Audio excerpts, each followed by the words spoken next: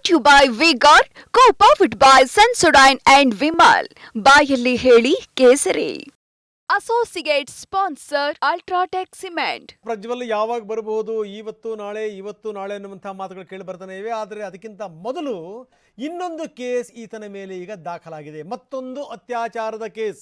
Very importantly, ಯಾಕೋ ಒಂದಾದ ಮೇಲೆ ಒಂದು ಕುಣಿಕೆ ಬಿಗಿ ಆಗ್ತಾನೆ ಹೋಗ್ತಾ ಇದೆ. ಈಗ ಮತ್ತೊಂದು ಕೇಸ್ ಕೂಡ ದಾಖಲಾಗಿರುವಂಥದ್ದು. ಈಗ ನೋಡಿ, ಈಗ ಮೊದಲನೇ ಕೇಸ್ ಆಯಿತು, ಈಗ ಎರಡನೇ ಕೇಸ್ ದಾಖಲಾಗಿದೆ. ಮೈಸೂರು ಜಿಲ್ಲೆ KR ನಗರ ಠಾಣೆಯಲ್ಲಿ ಪ್ರಕರಣ ದಾಖಲಾಗಿರುವಂಥದ್ದು. ಸಂತ್ರಸ್ತೆಯನ್ನು ತೋಟಕ್ಕೆ ಕರೆದೊಯ್ದು ಈಗ ಮಹಜರು ಕೂಡ ಮಾಡಲಾಗಿದೆ. ನ್ಯಾಯಾಧೀಶರ ಎದುರು ಸೆಕ್ಷನ್ 164 ಅಡಿನಲ್ಲಿ ಹೇಳಿಕೆಯನ್ನು ಕೂಡ ದಾಖಲಿಸಿಕೊಳ್ಳಲಾಗಿದೆ. ಗನ್ನಿಕಡ ತೋಟದ ಮನೆಯಲ್ಲಿ ಸ್ಥಳ ಮಹಜರು ಪ್ರಕ್ರಿಯೆ ಕೂಡ ನಡೆಸಲಾಗಿದೆ. ನಿನ್ನೆ ಸ್ಥಳ ಮಹಜರನ್ನು ನಡೆಸಿದ್ದಾರೆ ACP, ಇನ್ಸ್ಪೆಕ್ಟರ್ ಮತ್ತು PSI. ತೋಟದ ಮನೆಯಲ್ಲಿ ಕೆಲಸ ಮಾಡ್ತಿರುವಂಥ ಸಂದರ್ಭದಲ್ಲಿ ಅತ್ಯಾಚಾರ ಎಸಗಿದ ಅನ್ನುವಂಥ ಆರೋಪ.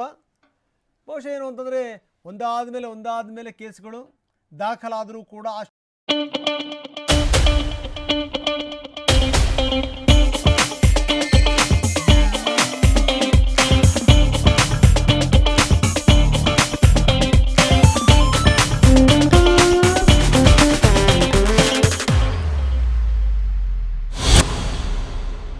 ಇಲ್ಲ.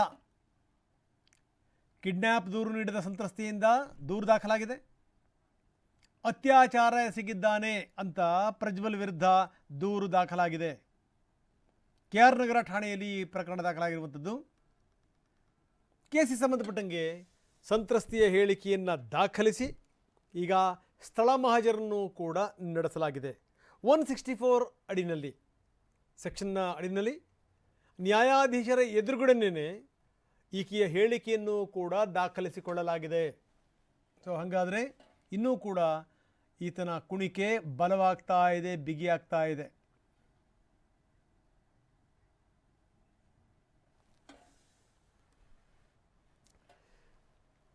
ಇನ್ನು ಇದೆಲ್ಲದರ ಜೊತೆಗೆ ಏನು ನಿಜಕ್ಕೂ ಏನು ಈ ಒತ್ತಡಗಳಾಗ್ತಾ ಇದೆಯಾ ಅಥವಾ ಖಂಡಿತವಾಗಲೂ ಅವರೇ ಬಂದು ಕಂಪ್ಲೇಂಟ್ಗಳು ಕೊಡ್ತಾ ಇದ್ದಾರೆ, ಇವೆಲ್ಲ ಪ್ರಶ್ನೆಗಳು ಕೂಡ ಇದ್ದೇ ಇದೆ. ಯಾಕಂದರೆ ಒಂದು ಮೂಲದ ಪ್ರಕಾರ ಕೆಲವರ ಮೇಲೆ ಒತ್ತಡವನ್ನು ಹಾಕಲಾಗ್ತಾ ಇದೆ. ಬನ್ನಿ ಸಂತ್ರಸ್ತೆಯರನ್ನು ಸಂಪರ್ಕ ಮಾಡೋದು, ಬನ್ನಿ ನೀವು ಕಂಪ್ಲೇಂಟ್ ಕೊಡಿ, ಈ ರೀತಿ ಅವರ ಮೇಲೆ ಒತ್ತಡ ಹಾಕುವಂಥ ಪ್ರಯತ್ನಗಳು ಕೂಡ ಆಗ್ತಾ ಇದೆ ಅನ್ನುವಂಥ ಮಾತು.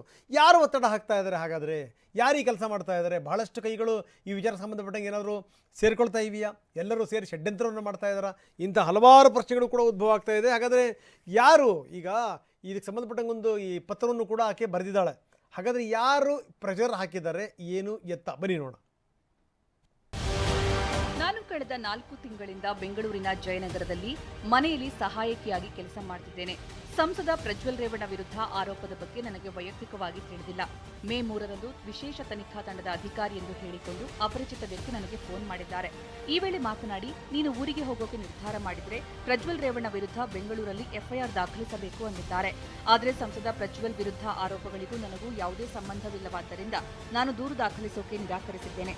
ಇಷ್ಟೇ ಅಲ್ಲ, ಮೇ 6ರಂದು ಸುಮಾರು ಮಧ್ಯಾಹ್ನ 1:15ರ ಹೊತ್ತಿಗೆ ನನಗೆ ಮತ್ತೊಂದು ಅಪರಿಚಿತ ಮೊಬೈಲ್ ಸಂಖ್ಯೆಯಾದ 916416 ಇಂದ ಕರೆ ಬಂದಿತ್ತು.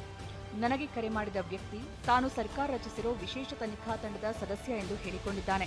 ಲೈಂಗಿಕ ಹಗರಣಕ್ಕೆ ಸಂಬಂಧಿಸಿದಂತೆ ನಿಮ್ಮ ಹೋಲಿಕೆಯ ವಿಡಿಯೋ ಇದೆ. ಪ್ರಜ್ವಲ್ ವಿರುದ್ಧ ಪ್ರತ್ಯೇಕ FIR ದಾಖಲಿಸದೇ ಇದ್ರೆ ನಿಮ್ಮನ್ನ ಬಂಧಿಸ್ತೀವಿ ಅಂದಿದ್ದಾರೆ.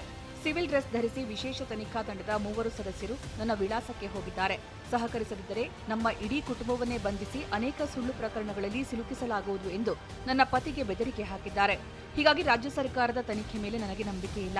ಹೀಗಾಗಿ ನನ್ನ ಕುಂದುಕೊರತೆಯ ಪರಿಹಾರಕ್ಕಾಗಿ ನಾನು ರಾಷ್ಟ್ರೀಯ ಮಹಿಳಾ ಆಯೋಗವನ್ನ ಸಂಪರ್ಕಿಸಿದ್ದೇನೆ. Brought to you by Vigor, co-powered by Sensodyne and Vimal. ಬಾಯಲ್ಲಿ ಹೇಳಿ ಕೇಸರಿ. Associate sponsor UltraTech cement.